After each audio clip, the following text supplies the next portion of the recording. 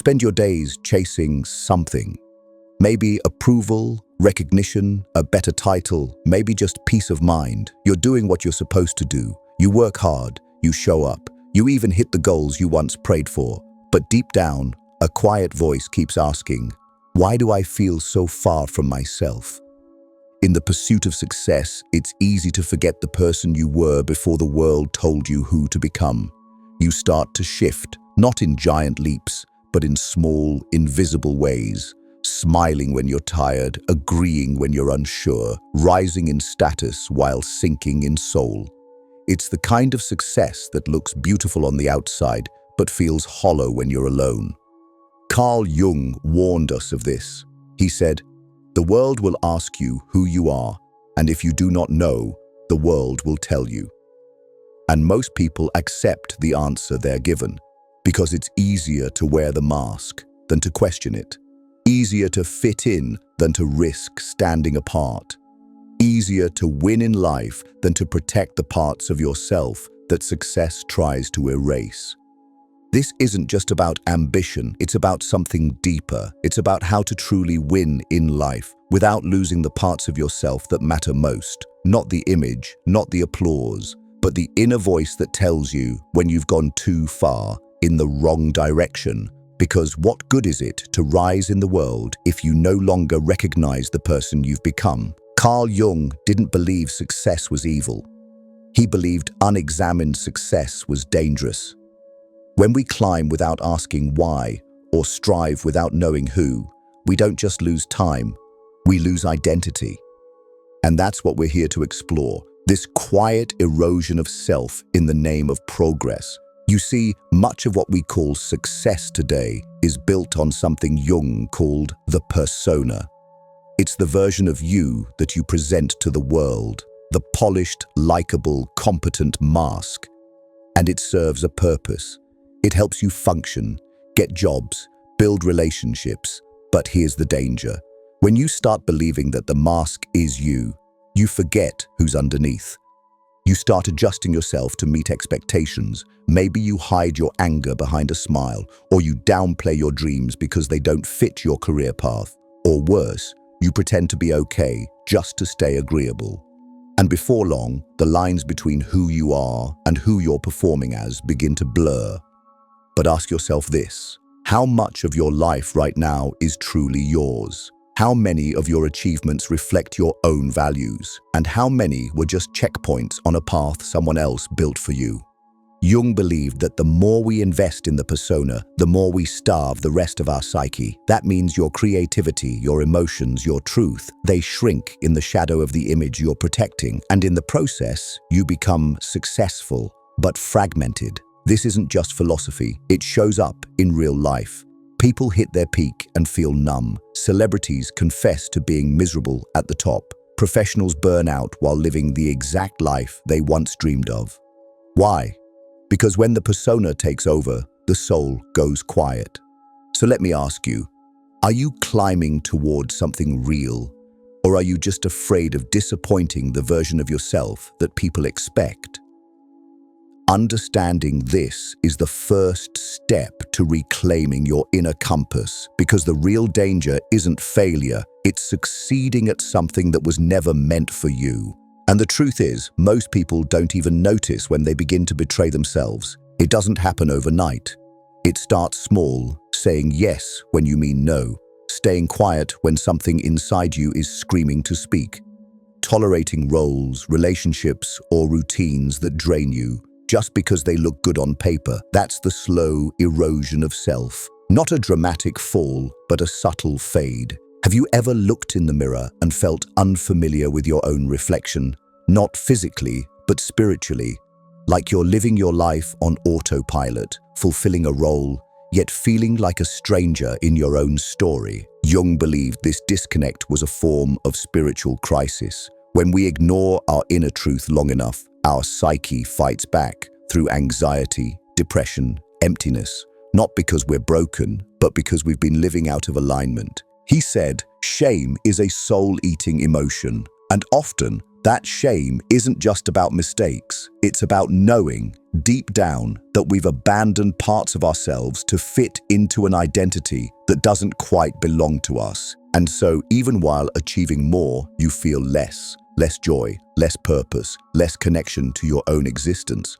But what if the version of success you're chasing is actually costing you your wholeness? What if, instead of moving forward, you're moving away from yourself? These are questions few dare to ask, but they matter more than any job title, salary figure, or follower count. Because if you lose the ability to feel honest with yourself, what exactly have you won? This is where Carl Jung introduces one of his most powerful ideas, the shadow.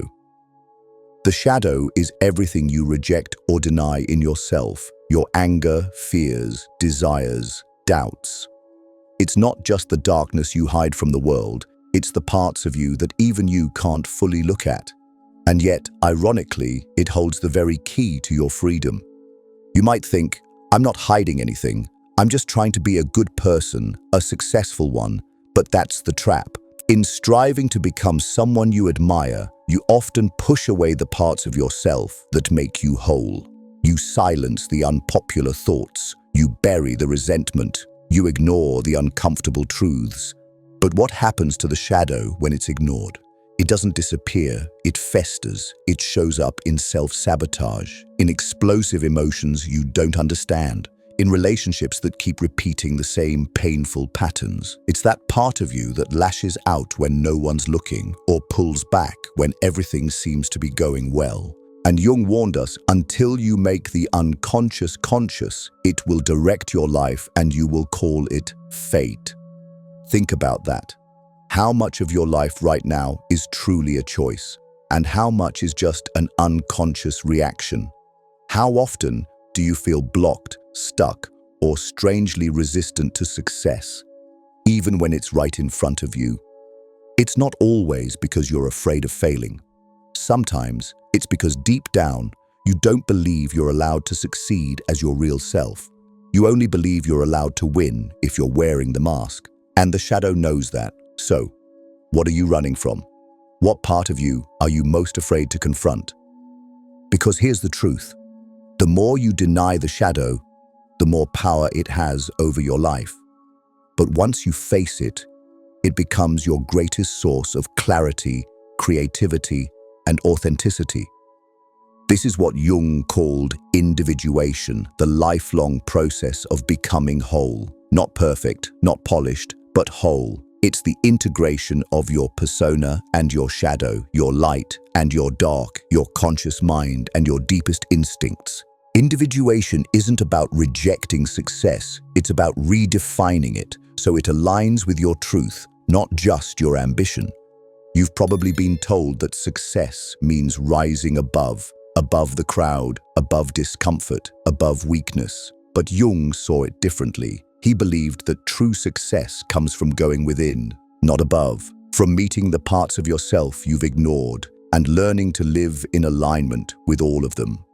Have you ever had a moment, maybe walking alone, maybe sitting in silence, where something just clicked inside you?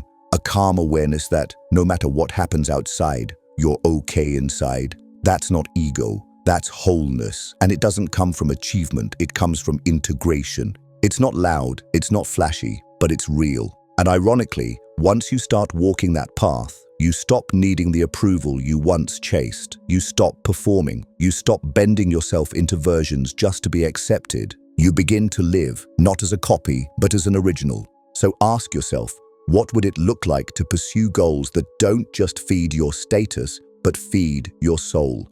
Because real success isn't found in becoming what others admire.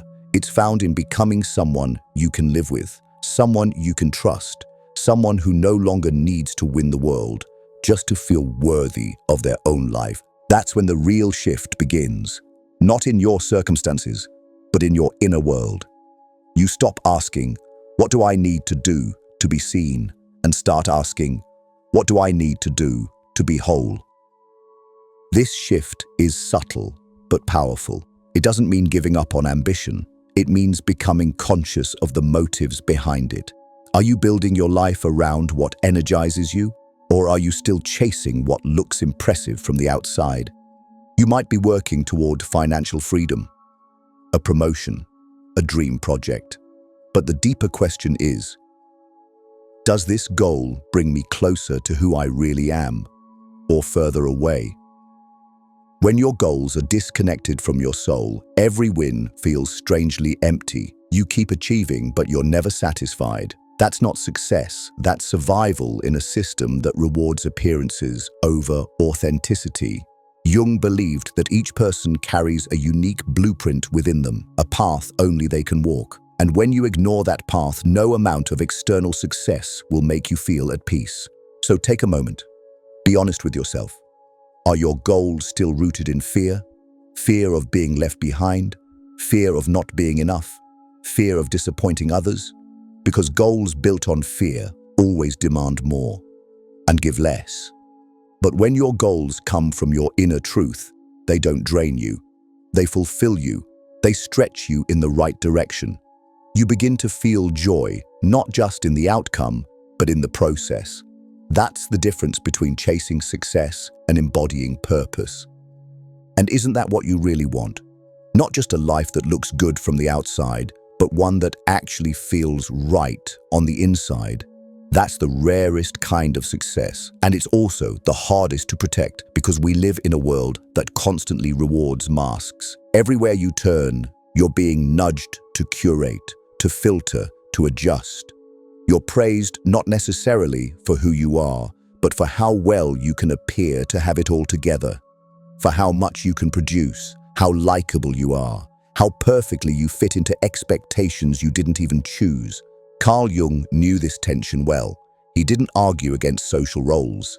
He knew we all need them to survive. What he cautioned against was mistaking the role for the self. He wrote, "The persona is a mask for the collective psyche, a mask that pretends individuality while actually representing a collective type." Think about that. So many people walking around thinking they're being unique, while unknowingly copying a socially approved template. You dress how you're told, you speak how you're expected, you shrink the parts of you that are too wild, too soft, too honest. But what happens when your entire life becomes a performance? You start to feel like an actor stuck in a role that no longer fits. You smile in photos but feel empty inside. You get praised for things that don't even feel meaningful. And the more validation you get, the more trapped you become. Because now there's something to lose. Now your mask has value. So how do you escape that? You stop living for applause and start living in alignment. You begin to listen, not to the crowd, but to yourself. That voice you've been tuning out, the one that questions, that protests, that whispers late at night, "This isn't me." You stop negotiating with that voice. You start honoring it. Maybe that means walking away from a job that pays well but poisons your spirit. Maybe it means setting boundaries with people who only know the version of you that never says no. Maybe it just means pausing long enough to ask yourself, who am I without the mask? And yes, it will cost you. Authenticity always costs something. You might lose popularity, comfort, predictability. But what you gain is irreplaceable. You gain peace. You gain integrity. You gain the ability to look at yourself, not with pride or perfection, but with honesty. You start to live in a way that doesn't require constant self-editing. You stop performing and start participating. You make choices that may not make sense to others, but finally make sense to you. And in a world that profits off your insecurity, choosing to be yourself is a radical act. So ask yourself, are you living a life that reflects you or a life designed to please everyone else? Because the longer you delay authenticity, the more distant you become from your own potential, and the more successful you become at being someone else, the harder it is to come back home to who you really are. But coming home, that's where the quiet victory lives. It's not loud. It doesn't come with trophies or trending applause. It comes when you look in the mirror and finally feel seen by yourself. Carl Jung didn't promise ease on this path. He knew that becoming your true self was the work of a lifetime. He called it a confrontation with the unconscious, a descent before a rise. But he also knew that this journey is what gives life meaning, not just survival, not just success, but meaning. So if you're listening right now and something in you feels tired of performing, tired of pretending, tired of chasing a version of success that requires you to shrink, this is your invitation. You don't have to abandon ambition. You just have to stop abandoning yourself. You don't have to start over. You just have to start inward. What would it look like to live a life that is deeply, honestly yours, not built for applause, but built for alignment? You already know the answer. You've always known. You've just been taught to doubt it. So here's the challenge I leave you with. One question that Carl Jung would want you to sit with long after this ends. Who are you when no one is watching? That is where your path begins. That is how you truly win in life. By becoming someone the world can't define, but you can finally recognize. If this message stirred something in you, don't keep it to yourself. Share your thoughts in the comments.